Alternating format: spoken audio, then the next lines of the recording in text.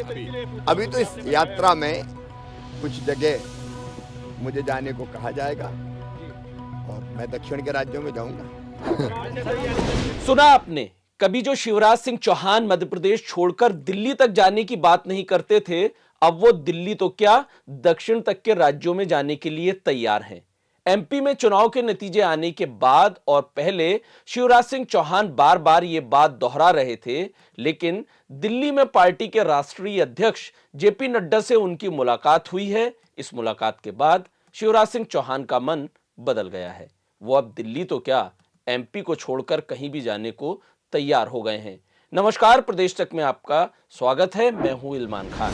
BJP ने शिवराज सिंह चौहान को दक्षिण भारत भेजने की तैयारी की है, जिसे उन्होंने भी सहज रूप से स्वीकार कर लिया है। शिवराज सिंह चौहान को दक्षिण भारत भेजना बीजेपी का एक बड़ा कदम माना जा रहा है, जिसके कई मायने निकाले जा रहे हैं। साथ ही यह सवाल भी उठ रहा है कि क्या शिवराज सिंह चौहान खुद से एमपी छोड़ने को राजी हो गए हैं। एमपी में विधायक दल के नेता का चुनाव होने से पहले तक शिवराज सिंह चौहान ये कहते रहे हैं कि वो दिल्ली नहीं जाएंगे। ये बयान उनके तब आ रहे थे जब बीजेपी के सीएम पद के सारे दावेदार दिल्ली की परिक्रमा कर रहे थे। तब शिवराज सिंह चौहान एमपी में हारी हुई सीटों का दौरा कर रहे थे। एमपी में 10 दिसंबर को विधायक दल के नेता मोहन यादव चुन लिए गए। अगले दिन शिवराज सिंह चौहान मीडिया के सामने आए तो उन्होंने कहा कि मैं दिल्ली जाकर अपने लिए कुछ मांगने से बेहतर मर जाना बेहतर समझूंगा। मैंने उस दिन, जब आपको ध्यान होगा, जो संदर्भ था वो ये था कि बाकी दिल्ली में है, आप दिल्ली जाएंगे क्या। एक बात मैं बड़ी विनम्रता के साथ कहता हूं कि अपने लिए कुछ मांगने जाने से बेहतर मैं मरना समझूंगा।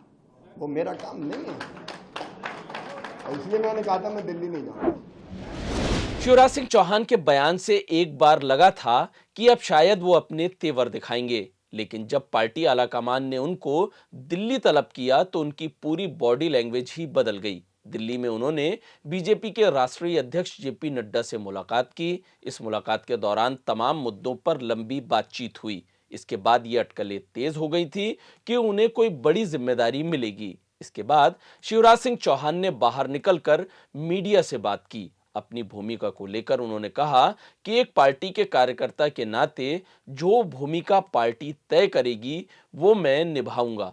उन्होंने ये भी कहा कि वो राज्य में भी हैं और केंद्र में भी रहेंगे। एक पार्टी के कार्यकर्ता के नाते जो भूमिका पार्टी तय करेगी वो काम मैं करूंगा। केंद्रीय भूमिका में रहेंगे या राज्य की भूमिका में रहेंगे सर? जो पार्टी तय करेगी, जो पार्टी तय करेगी, हम राज्य में भी रहेंगे, केंद्र में भी रहेंगे। मीडिया ने जब सवाल किया कि अब आप करेंगे क्या, तो शिवराज सिंह चौहान का जवाब था कि दक्षिण भारत के राज्यों में जाऊंगा। अभी तो इस यात्रा में कुछ जगह मुझे जाने को कहा जाएगा और मैं दक्षिण के राज्यों में जाऊंगा। पूर्व सीएम शिवराज सिंह चौहान को आखिर दक्षिण भारत ही क्यों भेजा जा रहा है, इसके पीछे भी बीजेपी का अपना गणित है। शिवराज सिंह चौहान जब एमपी के मुख्यमंत्री थे तो भी दक्षिण भारत के राज्यों में सक्रिय रहते थे। शिवराज सिंह चौहान दक्षिण के अलग अलग राज्यों के मंदिर और मठों में जाते रहते थे। साथ ही तमिलनाडु विधानसभा चुनाव में भी वो काफी एक्टिव रहे थे। तमिलनाडु को साधने के लिए डॉक्टर एल मुरुगन को एमपी से राज्यसभा में भेजा गया था। इसके साथ ही आंध्र प्रदेश और कर्नाटक में भी शिवराज सिंह चौहान चुनाव प्रचार में गए थे। देश की राजनीति का मिजाज अलग अलग हिस्सों में अलग अलग है। उत्तर वाला फॉर्मूला दक्षिण भारत में नहीं चलता है। बीजेपी हिंदी भाषी राज्यों में हार्ड हिंदुत्व की राह पर चलती है, जहां उसे कामयाबी भी मिलती है, लेकिन वहीं दक्षिण भारत में उसे इस रास्ते पर चलकर सफलता नहीं मिलती। हैदराबाद के निकाय चुनाव में भी बीजेपी के सारे दिग्गज नेता हार्ड हिंदुत्व के रास्ते पर चल रहे थे, लेकिन नतीजे बता रहे हैं कि ये बीजेपी के काम नहीं आया। कर्नाटक विधानसभा चुनाव के दौरान भी हनुमान जी से लेकर हिजाब तक के मुद्दे को पार्टी ने खूब गरमाया, लेकिन यहां भी बीजेपी सत्ता नहीं बचा पाई। इसके साथ ही तेलंगाना के चुनाव में भी उसे मायूसी ही हाथ लगी है। अब पार्टी दक्षिण में अपनी जमीन मजबूत करना चाहती है, जिसमें शिवराज सिंह चौहान काफी मदद कर सकते हैं। शिवराज सिंह चौहान को दक्षिण भारत भेजने के पीछे पार्टी की रणनीति का ये भी बड़ा हिस्सा माना जा रहा है। ये आगे चलकर बीजेपी के लिए मास्टर स्ट्रोक साबित हो सकता है। दरअसल बीजेपी में शिवराज सिंह चौहान सॉफ्ट हिंदुत्व का चेहरा हैं। वो सबको साथ लेकर चलने में विश्वास रखते हैं।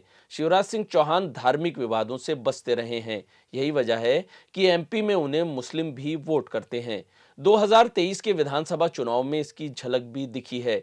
जब एक मुस्लिम महिला ने बीजेपी को वोट किया तो उसके देवर ने उसकी पिटाई कर दी। इसके बाद शिवराज सिंह चौहान ने उस महिला को घर पर बुलाकर मुलाकात की थी।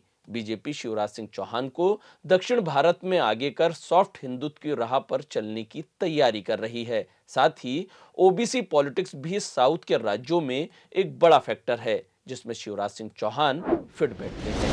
कांग्रेस की राजनीति भी अब साउथ में शिफ्ट हो गई है। राहुल गांधी का संसदीय क्षेत्र भी दक्षिण भारत में है। ऐसे में शिवराज सिंह चौहान के कंधों पर पार्टी बड़ी जिम्मेदारी सौंप रही है, जिसके जरिए उन्हें भारतीय जनता पार्टी की मजबूत नींव दक्षिण के राज्यों में तैयार करनी है। इस सब में सबसे बड़ा सवाल यह है कि आखिर शिवराज सिंह चौहान एमपी को छोड़ने के लिए तैयार क्यों हो गए हैं।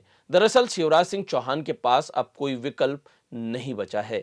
केंद्रीय नेतृत्व अब उनकी जो भी भूमिका तय करेगा, वो चाहें या ना चाहें, उसको उन्हें मंजूर करना ही होगा।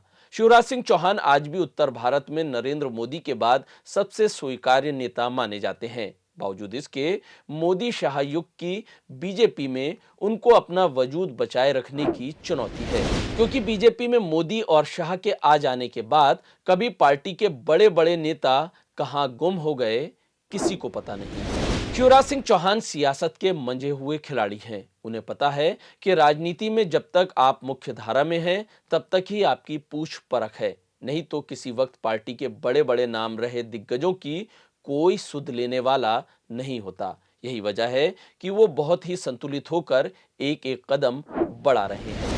देश दुनिया की तमाम खबरों को देखने के लिए प्रदेश तक को सब्सक्राइब करिए, वीडियो को लाइक करिए, कमेंट करिए। हमारे फेसबुक पेज को भी आप फॉलो कर सकते हैं। इंस्टाग्राम पर भी हमें आप लाइक कर सकते हैं।